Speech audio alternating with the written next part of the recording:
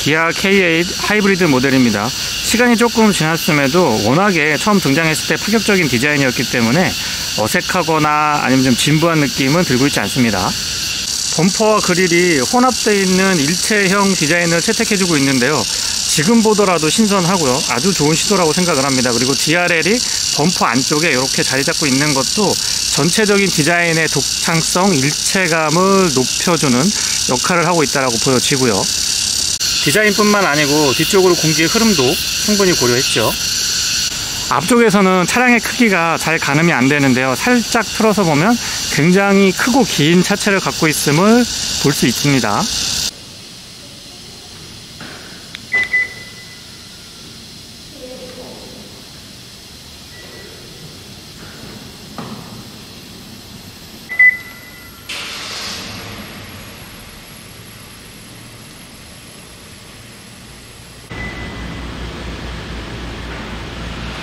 실내등은 LED라서 밝은 편이고요.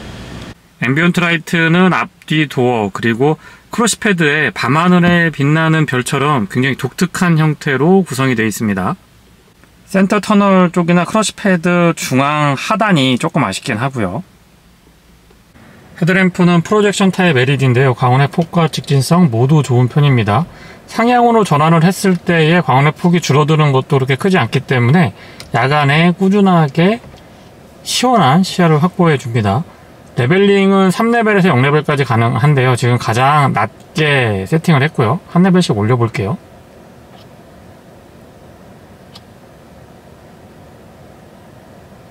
지금 최고 레벨로 올려놨는데 가장 높은 레벨하고 가장 낮은 레벨하고 한꺼번에 내려볼게요. 조사각 조절 차이가 꽤나 큽니다. 상향등과 하향등 그리고 비상등까지 모두 다 점등시킨 상태고요. 범퍼에 내장되어 있는 DRL은 방향지시등과 그 기능을 같이 하고 있습니다. 바깥쪽 거울 커버 LED로 방향지시등 있지 않았고요. 바로 아래쪽을 보더라도 잔상 같은 것들은 전혀 거슬림이 없고요. 광원의 폭, 직진성 모두 시원시원한 시야를 확보해주고 뛰어난 편에 속하죠. 테일라이트와 방향지시등 그리고 번호판 보조등까지 모두 다 LED 타입이고요. 특히 방향지시등은 순차 점등 방식 채택하고 있습니다. 앞쪽도 비상등이 아닌 방향지시등을 사용할 때는 지금 보시는 것처럼 순차 점등 방식으로 동작하고요. 직렬 4기통 가솔린 1.6 터보 엔진 기반의 하이브리드 시스템을 갖추고 있습니다. 배기량은 1598cc고요. 내연기관 출력은 180마력의 토크 27.0이고 전기 모터는 44.2kW의 264Nm의 힘을 발휘하고 있습니다. 토탈 시스템 출력은 230마력이고 6단 기어랑 매칭을 이루고 있죠.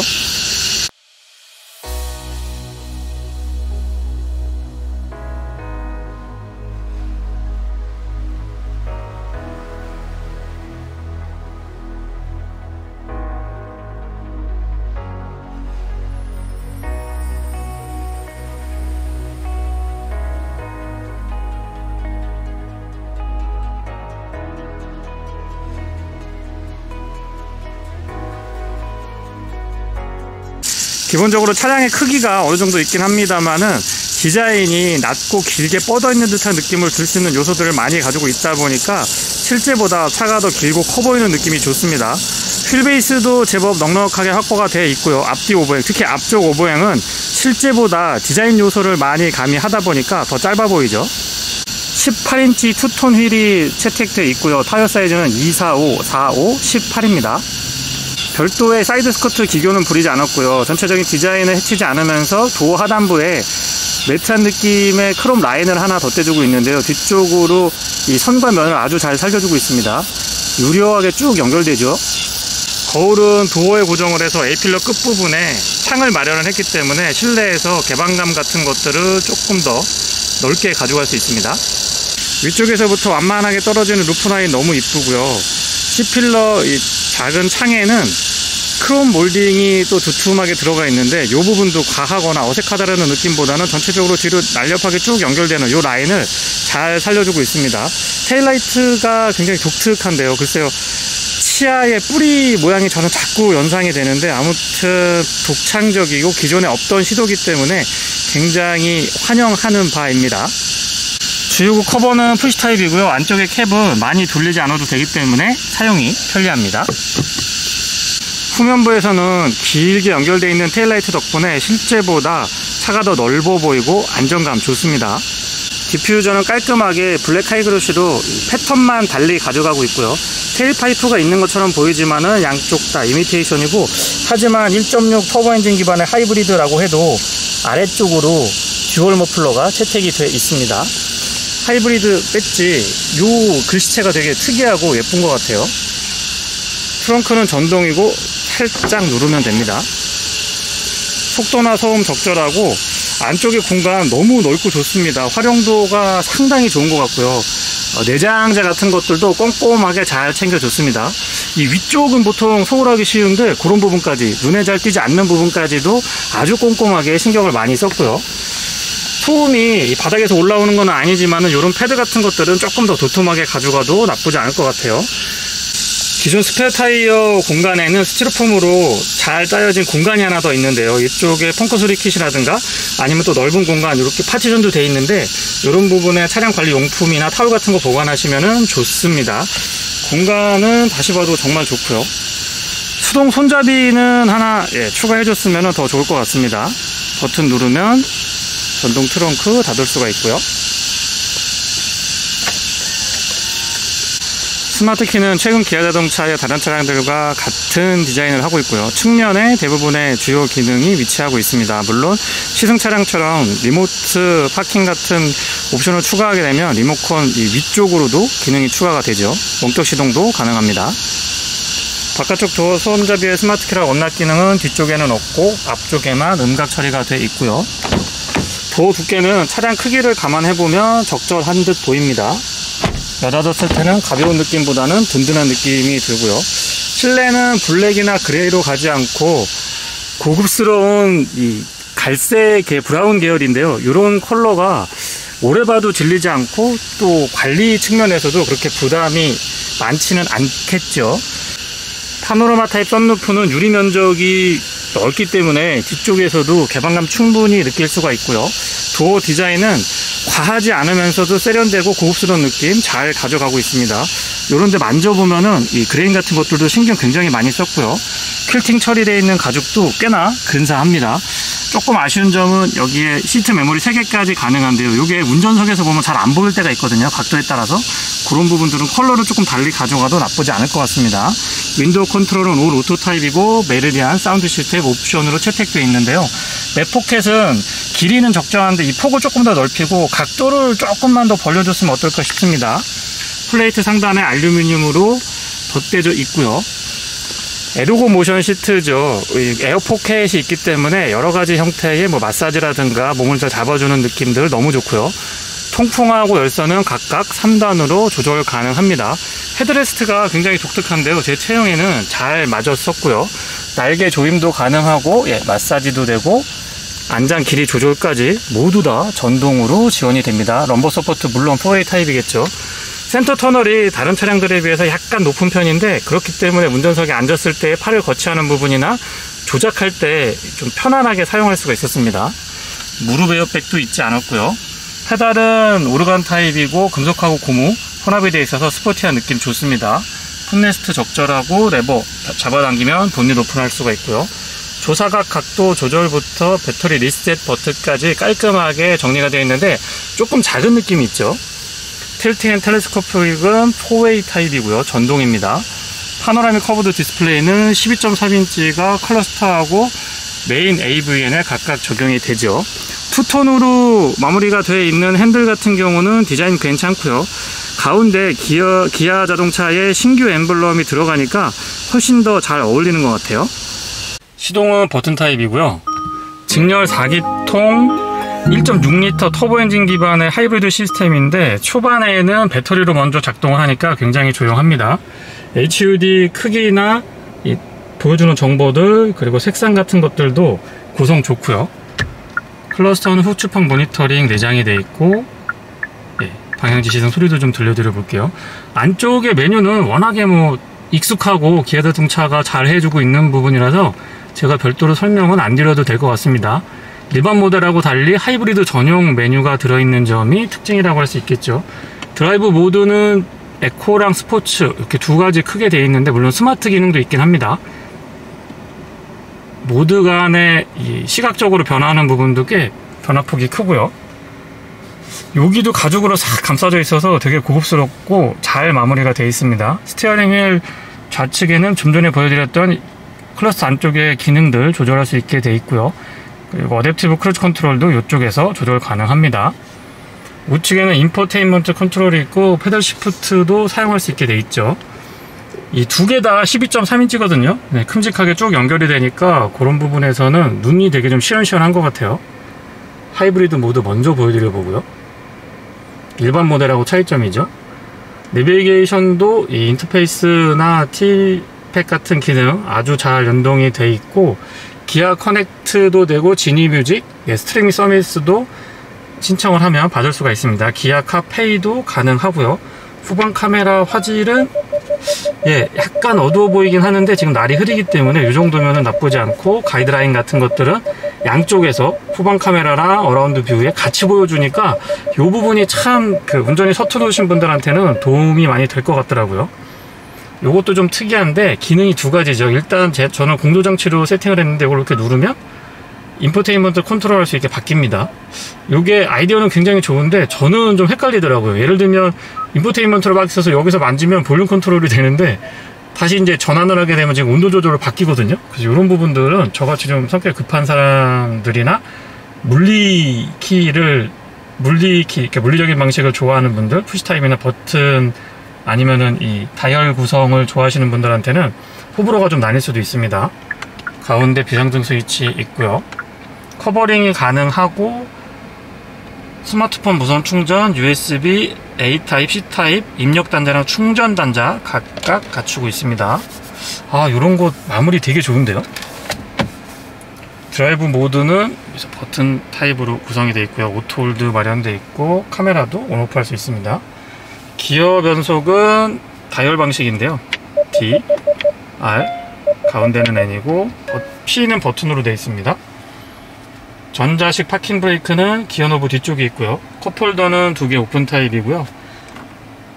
통풍하고 열선은 각각 3단으로 조절되어 있는데 스위치가 이 전체적인 디자인을 잘 유지하면서 꽤나 멋스럽게 잘 자리 잡고 있는 것 같아요. 기능 면에서 디자인 면에서 모두 좋습니다. 열선은 온오프만 가능한가요? 네, 1단, 2단 조절이 됐으면 좋겠는데 온오프만 됩니다. 암레스트는 디자인적으로도 쭉 연결이 되고요. 팔을 거치했을 때도 편안했습니다. 안쪽에 공간 여유 괜찮은 편이고 12V 파워 아울렛 갖추고 있고 트레이를 하나 더 마련을 해뒀죠. 그래서 공간을 조금 더 효율적으로 쓸 수 있는데 LED로 조명 하나 있으면 정말 좋을 것 같아요. 조수석 수납은 잡아당기는 방식, 천천히 떨어지고 안쪽에 카펫 같은 걸로 마감 좋습니다. 요런데 마무리도 이제는 꽤 신경을 많이 쓰죠. 그리고 이 위에 천장 재질 같은 것들도 굉장히 고급스럽게 마무리 잘 해놨습니다. 선바이저의 클립도 꼼꼼히 챙겨뒀고 조명 LED고요. 거울 큼직하게 잘 마련이 되어 있고 이 커버랑 조명은 연동이 되어 있습니다. 실내등은 LED고요. 썬루프는 파노라마텍 썬루프는 아웃슬라이딩 방식인데요. 유리 면적이 큰데다가 오픈 사이즈도 크니까 이 부분은 저는 꼭 옵션으로 추가를 좀 하시라고 추천을 드려 보겠습니다. 빌트인 캠 옵션 갖춰놓고 있고요. SOS 콜도 적용이 되어 있습니다. 하이패스는 앞에서 밀어 넣는 방식인데 그렇게 카드 넣었다 뺐다 할 때 편하진 않더라고요. 거울은 테두리가 투명하면서 얇게 처리가 되어 있어서 실제보다 시야가 넓어 보이는 장점이 있죠. 뒷좌석입니다. 도어 개폐각 나쁘지 않고요. 유리는 살짝 남습니다. 앞뒤 모두 이중접합 차음 유리 적용이 되어 있고요. 이너 커튼은 수동이지만 있는 게 훨씬 좋죠. 앞쪽하고 디자인의 포인트는 같이 가져가고 있고 이 퀼팅 처리된 가죽 정말 고급스러운데요. 열선은 3단으로 조절 가능합니다. 윈도우 컨트롤은 오토 타입이고요. 앞쪽하고 똑같이 플레이트 상단에는 알루미늄 적용이 되어 있고 바닥이 움푹 파여 있고 가운데 턱이 높지 않기 때문에 성인 세 분이 앉아도 공간은 굉장히 넉넉합니다. 그리고 일반 모델하고 다른 점은 여기에 에어 벤틸레이션이 준비가 되어 있는데 배터리의 냉각을 고려한 포인트죠. 날렵하게 디자인이 되어 있지만은 헤드룸 공간 충분히 확보가 잘 되어 있고요. 각도도 적절하고 무릎 공간이나 발 공간이 너무 좋기 때문에 뒷좌석에서의 아쉬움은 없습니다. ISO 픽스도 적용이 되어 있고요. 헤드레스트는 폭신폭신해서 편안하게 장거리 이동 가능했고요. 암레스트는 위쪽에 간단하게 인포테인먼트 컨트롤할 수 있도록 컨트롤러가 준비가 되어 있고, 컵홀더가 이렇게 슬라이딩 타입으로 되어 있어서 암레스트 본연의 기능에 충실하면서 필요할 때만 컵홀더 쓸 수 있도록 아주 잘 만들어 놨습니다. 여기도 공간이 꽤 좋아요. 깊이도 있어서 여러가지 이 소지품들 보관하시기 좋고요. USB-C 타입으로 단자도 하나 추가해 놨네요. 여기에 지갑이나 스마트폰 같은 거 보관하시면 좋습니다. 에어벤트 가운데 마련을 해뒀고 온도 조절 가능한데요. 이 차량은 3점 컨트롤이 가능하죠. 온도 조절로 치면은요. 아래쪽에 USB-C 타입으로 충전 단자 2개 갖춰놨고, 릴렉스 컴포트 시트가 준비가 되어 있어서 원터치로 작동하는데요. 이렇게 딱 눌러주면 무중력 상태를 알아서 세팅을 해줍니다. 좋은 기능을 하죠. 좋은 목적에 잘 활용하시리라 믿고요. 다시 롤백을 하면 버튼 한 번만 누르면 세팅이 됐다가 롤백 되기 때문에 사용이 굉장히 편리합니다. 헤드레스트가 뒤쪽이 독특한데 옷걸이로 사용할 수 있어서 이 부분 아이디어도 굉장히 좋습니다. 뒤에서 보면 수평 중심의 디자인 배치에다가 파노라믹 커브드 디스플레이가 딱 자리하고 있으니까 고급스럽고 신차라는 느낌 강하게 다가오고요. 저는 이 가죽의 질감 같은 것들이나 그레인도 신경을 많이 썼지만 특히나 핸들, 이 에어백을 가죽으로 깔끔하게 감싸놨는데 가장 마음에 드는 부분입니다. 도심에서 주행을 할 때 18인치 휠 타이어까지는 KA 타보면은 19인치는 조금 부담이 있다라는 느낌을 받지만 18인치까지는 연비나 승차감 측면에서 아주 적절하다고 생각을 합니다. 복합 연비 기준으로 16.8km고요. 도심에서는 16.9, 고속도로에서는 16.6 해서 도심에서나 고속도로나 16km대의 준수한 연비를 유지해 주고 있는데요. 100% 도심 주행만 했을 때 가장 안 좋았던 연비는 13km대 후반 정도로 나오더라고요. 어떻게 운전을 하더라도 두 자릿수는 꾸준하게 유지를 해줬고요. 도심 주행에서 16에서 17km도 어렵지 않게 확인을 할 수가 있었습니다. 이 하이브리드 모델의 연비는 기아 자동차에서 제시하고 있는 스펙보다 조금 더 복합도 그렇고 도심도 그렇고 고속도로에서의 연비도 그렇고 좀 상회하는 것 같더라고요. 4기통 1.6L 터보 엔진이 많이 조용하거나 그렇진 않거든요. 근데 아무래도 이 배터리 개입이 굉장히 적극적이고 아이들링 시나 저속 주행에서는 역시 전기 모터로 주행하는 경우가 많기 때문에 이 소음이나 진동에 굉장히 민감하신 분들이 있거든요. 저도 좀 민감한 편에 속하는데 그런 분들한테는 이 하이브리드 모델이 상당히 현실적인 대안이 될 수 있습니다. 뒤쪽에는 맥퍼슨 스트럿, 뒤쪽에는 멀티링크 서스펜션 구조인데요. 노면이 좋지 않은 곳이나 이 과속 방지턱 같은 거 넘어봐도 부드럽게 잘 대응을 해주고 출렁출렁 하는 게 아니고 부드러우면서도 좀 이렇게 텐션 있게 탱글탱글하게 잘 받쳐주거든요. 다만 18인치 휠 타이어 선택하시게 되면 과속 방지턱이 조금 높거나 이 노면이 푹 파여 있거나 좀 좋지 않은 곳을 갈 때 약간의 진동 같은 것들을 느끼실 수도 있습니다. 그래서 그런 부분들은 시승을 한번 해보시고 18인치 또는 17인치 휠 타이어를 선택하시면 본인의 이 라이프 스타일에 또는 본인의 이 선호하는 승차감에 잘 맞춰서 차량을 선택하실 수가 있습니다. 포지션 자체가 그렇게 낮지도 높지도 않기 때문에 이 시야도 좋고 앉았을 때 포지션 같은 것들 참 좋습니다. 에르고 모션 시트는 릴렉스 컴포트 기능 포함되어 있고요. 골반, 허리, 전신 이렇게 나눠가면서 에어 포켓이 나왔다 들어갔다 나왔다 들어갔다 하면서 이 마사지 기능이 있는데 요거 괜찮습니다. 그리고 통풍하고 열선이 각각 3단으로 조절이 되고 통풍 시트 작동을 해보면 등 쪽이라든가 안장 쪽에서 고르게 잘 작동해주고 있고요. 시원하죠.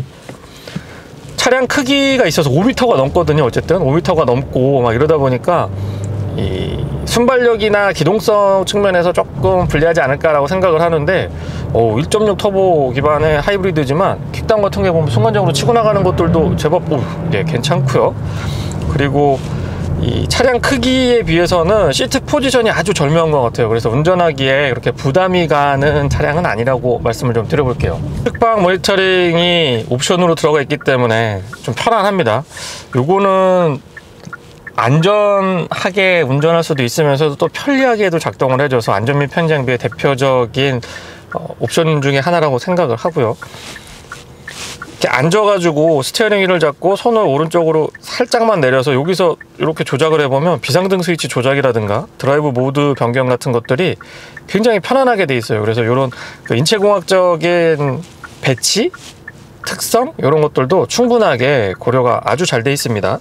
K8을 선택하시는 분들은 4,000대 중반 정도에서 거의 선택을 하시는 것 같더라고요. 근데 지금 시승 차량은 시그니처에 거의 풀옵션으로 알고 있거든요. 5,200만 원이 넘어가는 걸로 알고 있는데 가격 부담이 살짝 있는 것 같습니다. 그래서 개인적으로 K8의 1.6 하이브리드 모델은 심리적인 마지노선이 앞자리는 4, 앞자리는 4가 돼야 될 것 같고요. 차에 조금 욕심이 있고 남의 시선 같은 거 그렇게 많이 신경을 안 쓰시는 분들만 제가 지금 이 시승하고 있는 5,200만 원이 넘는 시그니처 풀옵션 모델을 선택하실 것 같고, 대부분은 아마 4,000대 중반 정도. 그래서 2023년형 K8 하이브리드 모델을 보면 노블레스 라이트부터 시그니처 스페셜까지 트림이 이렇게 4개로 나눠져 있는 걸로 알고 있는데, 노블레스나 시그니처 정도에서 본인이 선호하는 옵션 한두 개 더 추가해서 선택하시면 가장 합리적인 소비가 되지 않을까 싶어요. 모드는 총 3가지 지원을 해줍니다. 먼저 지금 주행하고 있는 스마트 모드하고요, 스포츠 모드, 에코 모드 이렇게 있는데 각 모드 간의 편차가 극명하고, 특히나 스마트 모드로만 다니면 딱히 뭐 에코 모드나 스포츠 모드 전환을 안 해도 충분히 운전자가 원하는 대로 잘 움직여줘서 스마트 모드면은 어느 정도 만족을 할 수 있을 것 같아요. 스포츠 모드에서 킥다운을 했을 때 치고 나가는 느낌 같은 것들도 좋고요. 1.6 터보 엔진 기반의 하이브리드 시스템이고, 이 차는 230마력, 토탈 시스템 출력 230마력을 발휘하고 있는데 더딘다는 느낌 없이 쭉쭉쭉 치고 나가는 느낌이 좋습니다. 시속 200km까지는 중간에 약간 더디거나 이런 구간 없이 쭉 치고 나가는 느낌이 좋고요. 200km 이상에서 215 정도가 되면은 퓨얼컷에 걸리게 됩니다. 참고로 가솔린 2.5 모델이 198마력, 3.5 모델은 300마력으로 기록을 하고 있는데요. 그 중간에 위치하고 있는데 확실히 이 2.5 가솔린 모델보다는 힘에 여유가 느껴집니다. 토크감 같은 것들도 두둑하게 느껴지기 때문에 조금 달리시는 분들, 힘이 좀 필요하신 분들은 오히려 3.5 모델보다 하이브리드 모델, 1.6 하이브리드 모델이 훨씬 더 현실적인 대안이 될 것 같고요. 초고속 주행에서의 안정성 같은 것들도 상당 수준에 올라와 있는데요. 일반적인 주행에서의 공명음이나 풍절음, 그리고 노면에서 올라오는 타이어 마찰음도 잘 대응을 해줬지만 초고속 주행에서도 안정감이 뛰어난 편입니다.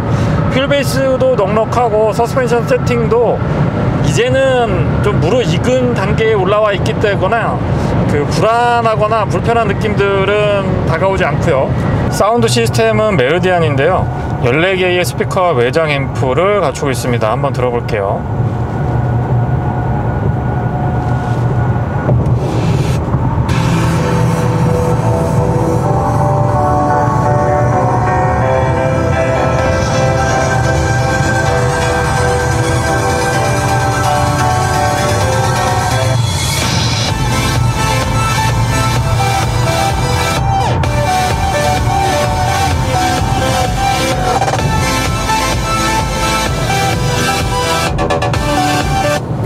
옵션으로 선택하면 조금 부담이 있기는 한데 그래도 충분한 투자 가치가 있다고 봅니다. 고음, 중음, 저음대의 해상도가 또렷하고요.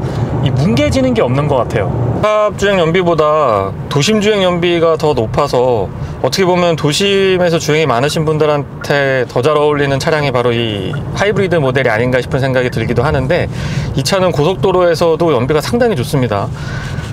공인 연비는 16km대 중반을 넘어서지만 실제 운행을 해보면 연비 신경 안 쓰고 그냥 운행해도 17km는 확인할 수가 있고요.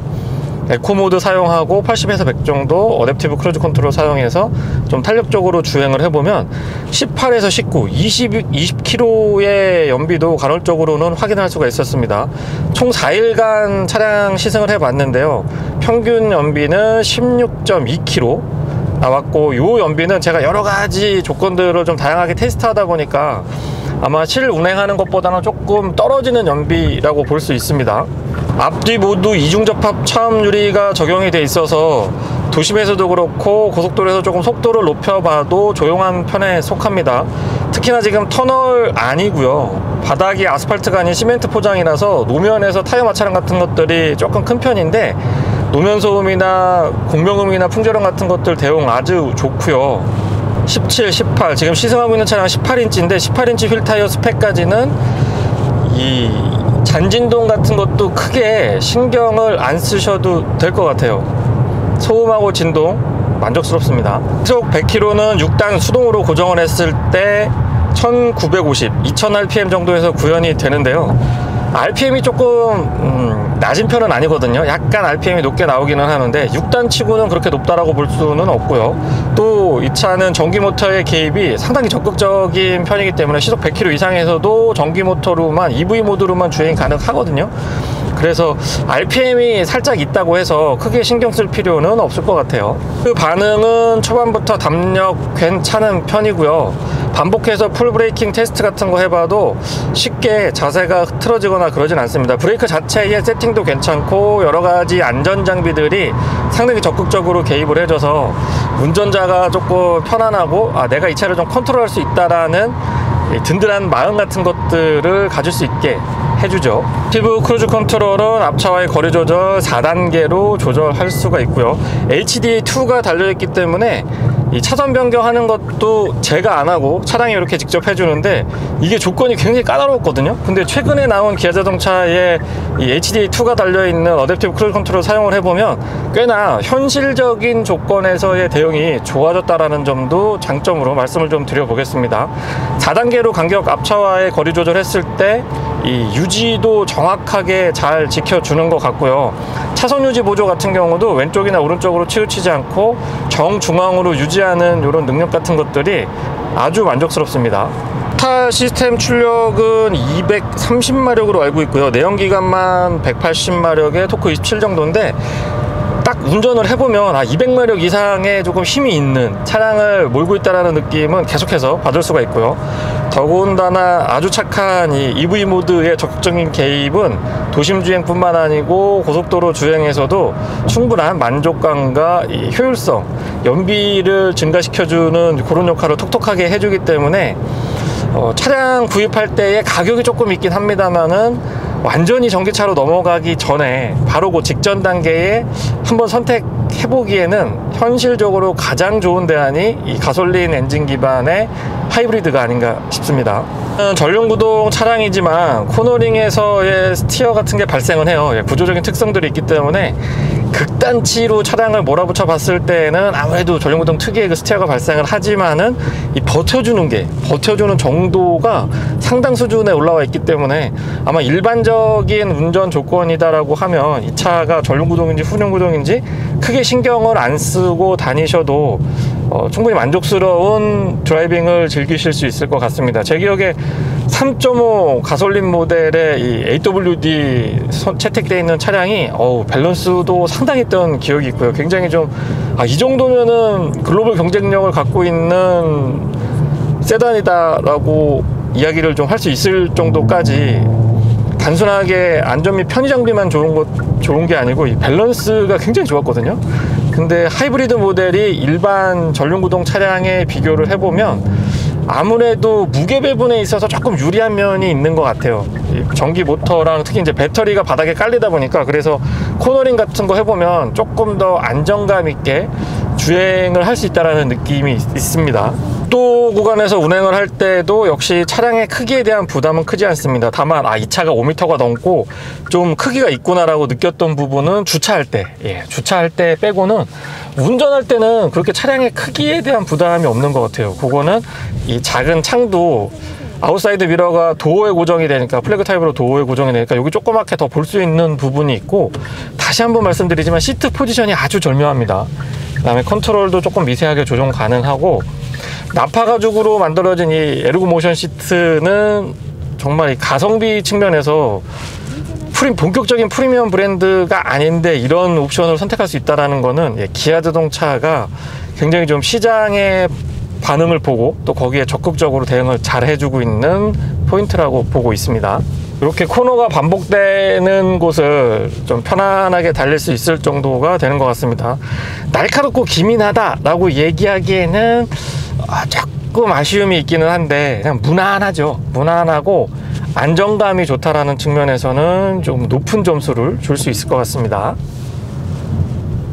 네, 이상 기아 K8 하이브리드 모델의 시승기를 마치겠습니다. 고맙습니다.